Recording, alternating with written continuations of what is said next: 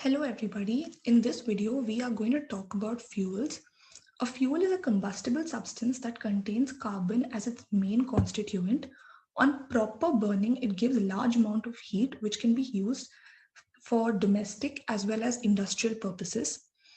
In this video, we are going to cover the topics solid fuels, liquid fuels, as well as gaseous fuels. As the name suggests, these are fuels that are in solid, liquid, and gaseous states respectively. One important property of every fuel is its calorific value. The calorific value of a fuel is the total quantity of heat liberated when a unit mass of fuel is burnt completely. And the units of calorific value are given by calorie per unit gram in when we are talking about solid fuels, or kilocalorie per cubic meter when we are talking about gaseous fuels. Gross calorific value of fuel is the value that includes latent heat of vaporization. That is, when a certain fuel has some amount of hydrogen in it, then when we heat the fuel, some amount of heat is utilized to convert this hydrogen into steam. And in this way, this takes up more heat. So to get the net calorific value of only the fuel, we have to subtract the latent heat of vaporization from the gross calorific value. The characteristics of a good fuel are given below. A, a good fuel should have high calorific value because if the calorific value is high, then it liberates more heat and temperature, and this is very useful. The ignition temperature of a fuel should be moderate because if the ignition temperature is low, then the fuel can easily catch fire, and this can be very dangerous. At the same time, if the ignition temperature is high, then we have to do more work for it to start burning. This is not desirable at the same time. So we have to make sure that the ignition temperature is moderate. It shouldn't be too low, it shouldn't be too high. The fuel should have low moisture content as well as low non-combustible matter in it because these can hinder the combustion of the fuel. The velocity of combustion should be moderate since we need to be able to um, contain the fuel. And the fuel should have non-harmful products of combustion because this will help in disposition of the not the residue, because if the residue is hazardous, then a lot of precautions have to be taken in order to dispose it. So it is preferable that the products of combustion are not harmful, and the fuel should be low in cost. It should be easy to transport. The combustion should be easily controllable, as we've discussed before, and the fuel shouldn't burn with much smoke. Solid fuels. A solid fuel is a fuel that is in solid state. Coal is one example of a solid fuel. It is a highly carbonaceous matter, and it's chiefly composed of carbon, hydrogen, nitrogen, and oxygen. Coal is formed due to alteration of vegetable matter under certain favorable conditions. That is, when some plant matter decays and is covered by soil, then in the period of thousands of years, more and more layers of soil gets deposited on that vegetable matter, and then that vegetable matter gets subjected to high pressure and heat, and this way it gets converted into coal. But this process in takes a long time to happen. It can take thousands and thousands of years. To assess the quality of coal, we use two methods: proximate analysis as or ultimate analysis. In proximate analysis, for a given sample coal material, we find out the moisture percentage, the volatile matter percentage. Volatile matter is that matter that can evaporate below its boiling point. And we also have to find out the ash percentage. Then we find the fixed carbon percentage in the given coal sample by subtracting the moisture percentage, volatile matter percentage, and ash percentage from 100%. And this will give us the fixed carbon percentage. From this entire analysis procedure, we find out that lower moisture content, lower volatile matter percentage, and lower ash content is preferable for better quality of coal. At the same time, higher fixed carbon percentage is preferable for good quality coal. Ultimate analysis. In this method, we first find the carbon percentage and hydrogen percentage, and then we find the nitrogen percentage, sulfur percentage, and ash percentage of the given coal sample. Then we can calculate the oxygen percentage by subtracting the carbon percentage, hydrogen percentage, sulfur percentage, and ash percentage from 100%. From this analysis procedure, we find out that higher carbon and hydrogen percentages are preferred for good coal quality, lesser nitrogen percentage and sulfur percentage and oxygen percentage is preferred for good quality coal. Carbonization of coal. This is a process that takes place in two different methods. It can happen at low temperature or high temperature. Carbonization of coal at low temperature occurs at 500 to 700 degrees Celsius, and the coal is basically heated at that temperature range, and it yields coke of from 75 to 80%. But this coke is very soft and it's not mechanically very strong, so it can only be used for domestic purposes.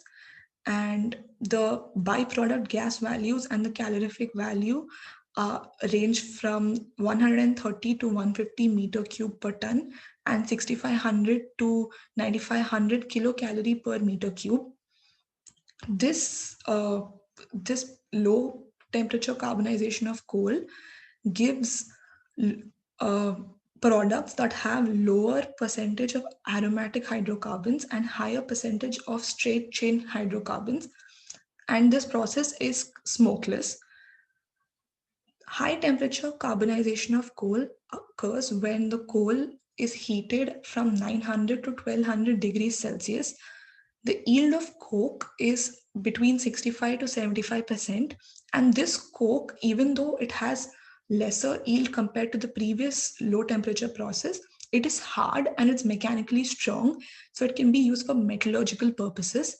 And this also has higher percentage of aromatic hydrocarbons present in it. It has lower percentage of straight chain hydrocarbons, and it is a smoky process. Liquid fuels, as the name suggests, are basically fuels that are in liquid state. Petroleum or crude oil is the primary liquid fuel that is mined, and this can get refined to give various other products. Petroleum or crude oil is a dark greenish brown viscous oil that is found deep in the earth's crust. Similar to coal, petroleum can be formed when animal matter, that is phytoplankton, get decomposed for a period of thousands of years, and they are exposed to high pressure and high heat, and then they are converted into petroleum. This is why they are known as fossil fuels, because they are quite literally formed from the fossils of plants. That is, solid fuels are formed from plant fossils, and liquid fuels are formed from animal fossils. So it is mainly liquid fuels in petroleum is composed of hydrocarbons with small amounts of organic compounds containing oxygen, nitrogen, and sulfur. The oil, that is petroleum, is found floating upon a layer of brine, and it has a layer of gas on top of it. Refining of crude oil. This takes place in the following steps. The first step is separation of water. This is also known as Cottrell's process. The second step is removal of harmful sulfur compounds. And the third step is fractional distillation. This is a very important step and we need to focus on this.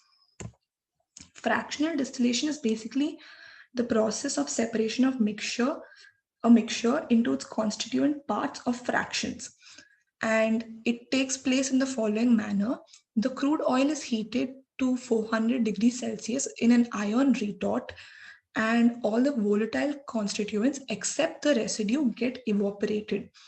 The hot vapors upon that is the vapors that are formed upon heating are passed up a long cylindrical tower that is known as fractionating column that contains a large number of horizontal stainless steel trays at short distances each, and each tray has a chimney with a loose cap on it, and as the vapors go up they get cooler and the fractional condensation takes place at different heights of the column. Higher boiling fraction condenses first, whereas the lower boiling fractions condense turn by turn. In this way, as each constituent burns goes up at a different temperature, they can be separated at each stage. The products obtained by fractional distillation are given in this following table. The important products that we obtain are petroleum, that is obtained at a temperature range of 30 to 70 degrees Celsius. The gasoline, that is obtained at a temperature range of 40 to 120 degrees Celsius.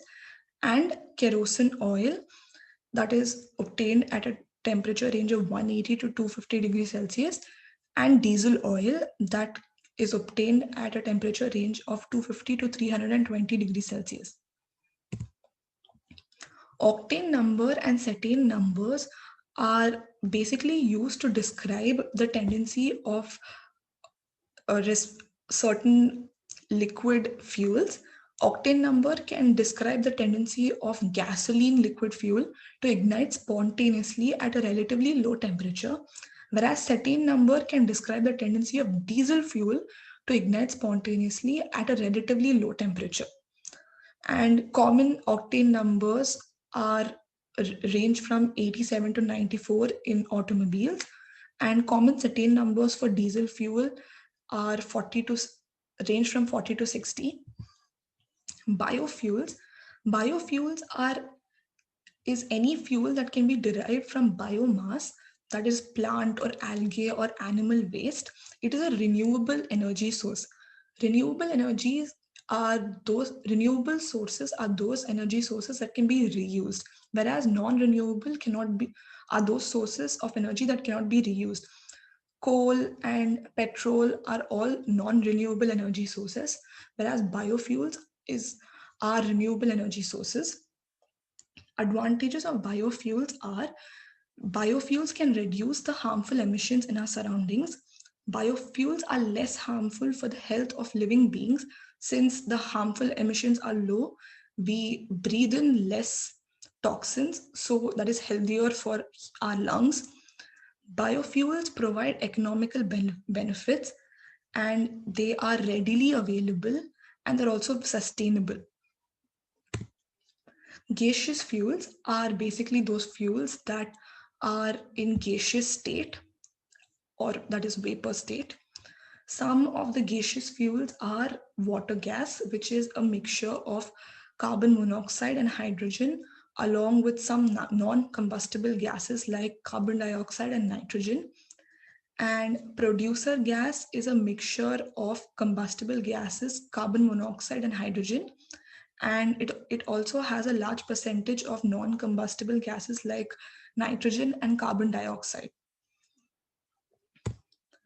Liquid petroleum gas. Liquid petroleum gas, or LPG, is obtained as a byproduct during cracking of heavy oils or from natural gas.